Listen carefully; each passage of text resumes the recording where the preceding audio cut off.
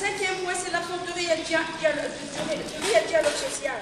Je vais maintenant très rapidement revenir sur ces 5 points.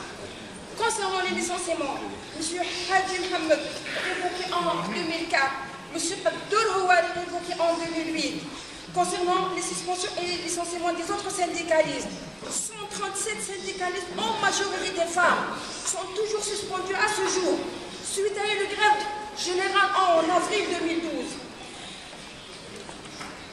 En septembre 2013, 9 membres du bureau fédéral du secteur des travaux publics ont été suspendus pendant 1 mois à la suite d'une grève générale. Concernant l'interdiction de manifestation et la répression physique et policière contre les syndicalistes, des centaines de manifestants et de grévistes ont été violentés et arrêtés, avec des emprisonnements en 2012 des syndicalistes tels que Abdelkader Khalba et Tarab El-Abad du comité des chômeurs, tous les deux affiliés au SNAPAP, et Yassine Zayed, représentant de l'État.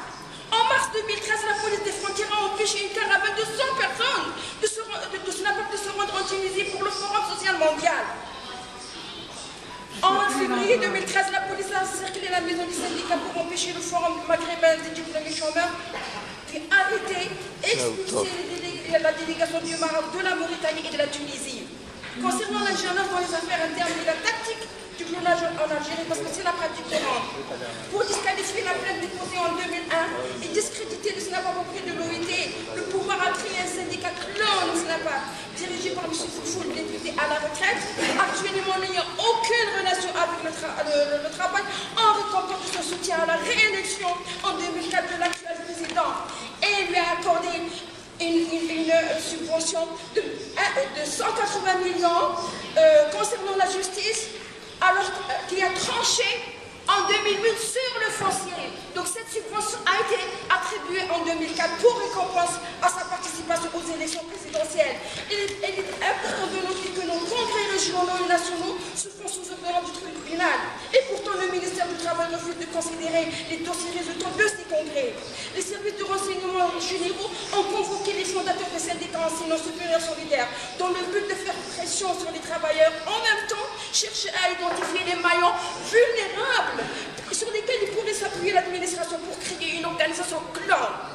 La maison du syndicat a été enfermée en mai 2010 par mesure administrative à la veille d'un forum maghrébin syndical.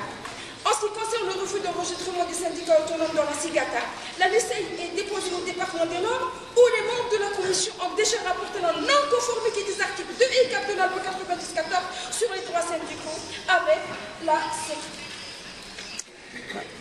Je vais essayer, je crains le temps.